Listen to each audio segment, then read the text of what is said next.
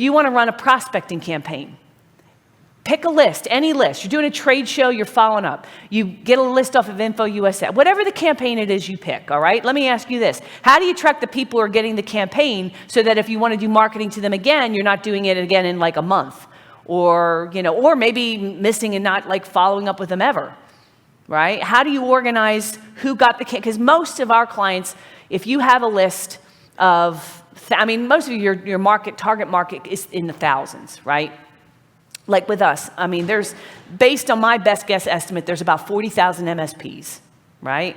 I can't mail 40,000 MSPs every week, right? I don't have the sales bandwidth to handle that. I don't think it's necessary, right? So for prospecting, I'm talking so we have a list, and right now I think it's about 15,000 we have identified as sweet spot MSP leads, and we take a segment of those out and we put them through our Godfather campaign, and after we put them through, they go back into the drip campaign, and we pull another 100, 200, 600 out, depending on how many appointment setters, put them through a heavier prospecting campaign, and then we put them back into the drip campaign. And we do this every week, and we rotate the leads. So roughly about every 6 months, they're getting our Godfather campaign.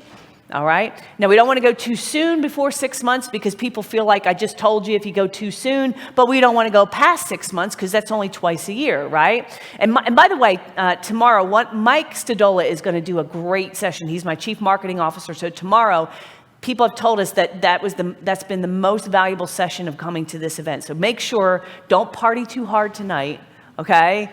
Make sure you drag yourself back in and come to that session because he's going to talk more detail about that. But how do you track all that? How do you put these people into buckets, into hot, uber hot, super hot leads, got to follow up, ones that want callbacks?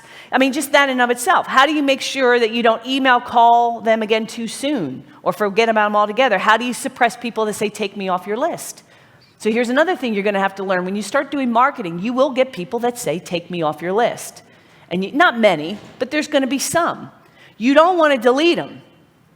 Because if you go and buy Info USA list again, or you go to a trade show and their name happens to be on that list, and you re-add them and remarket to them, they will come and kill you. Literally set your car on fire. Some of them, they're very unhappy people.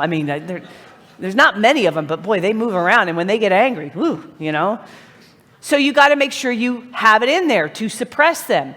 How do you separate and track the take me off your list from those who say, I'm just not interested? When you're prospecting, you will find out they're outsourcing. You're outsourcing, okay? I find out she's outsourcing. She might say to me, my contract's up in 6 months. Call me back. You don't think I want to track that? So at month 5, I'm calling that person. Or you might find out this guy, he has an IT person on staff. Well, I don't want to send the bad date letter to that company because this guy really will come and kill me, right? We had a guy recently, he emailed me. I was on the phone and he was telling me how he sent the bad date letter, or it was the aspirin campaign, one of them, to a company that had an IT guy, and this guy went berserk. He called in. He was starting to call in random times, faking his name.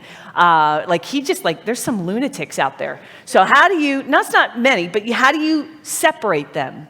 Right? If you got an IT guy, then I might want to segment my list and say, these companies here have IT directors. So when I do prospecting to them, I'm going to talk about a Windows 7 upgrade a little bit differently than I'm going to talk to these guys over here who are outsourcing.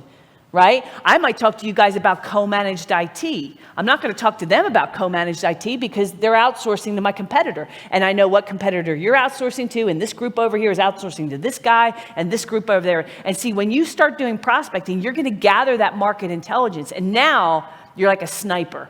You're not just shotgun, throw it all out there, hope something sticks.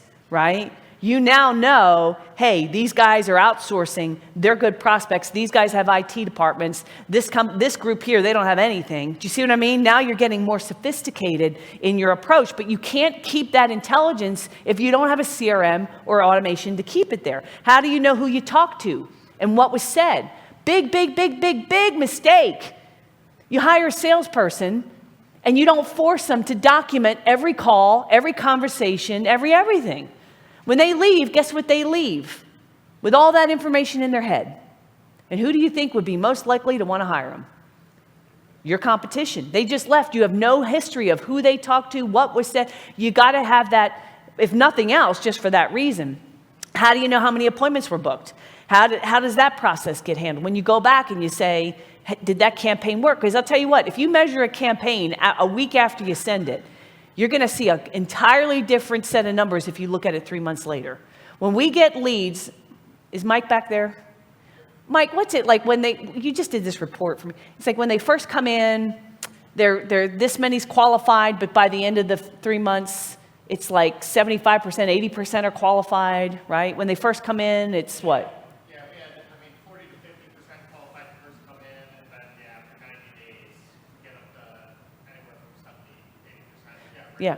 So when leads first come in, they're not all qualified. Why? Because we might not have the company address. We might not have the owner, but we have a process for cleaning, which Michael talked, we've given you, if you have the toolkit, you guys, how do we clean leads?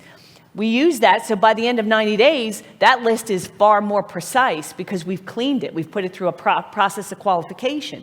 So now we're not just getting a bunch of junk leads and now we're cluttering up our database. We're combing through it. We're getting rid of the spam and the unqualified and we're putting them in different places. Now we've got a very pristine, accurate database. How do you remove or update the needs clean record so you don't waste time mailing and calling them again? Again, if it's a bogus lead or it's not qualified, either suppress it, put it somewhere else, right? How do you ensure you don't forget to call back those who are interested, but they're maybe not ready to book right now? That will happen a lot.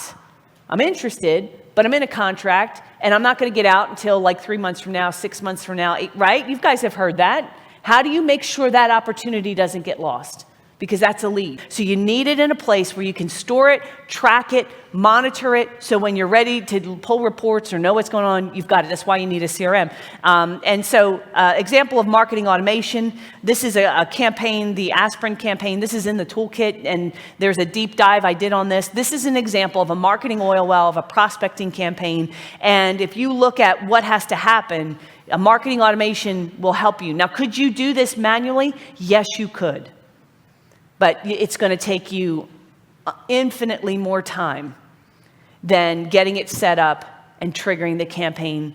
Whether it's through Infusionsoft or you pick something else, that's up to you, right? But my message to you is if you are going to grow your business, you need a CRM, and PS, you need one you're going to grow into. Because the biggest expense of a CRM or marketing automation platform is not the cost of the software. The biggest expense is the time you put into getting it set up. Right? Think about your PSA tool, right? How many of you kind of don't like your PSA tool, but the thought of transitioning to another one keeps you right where you are, right?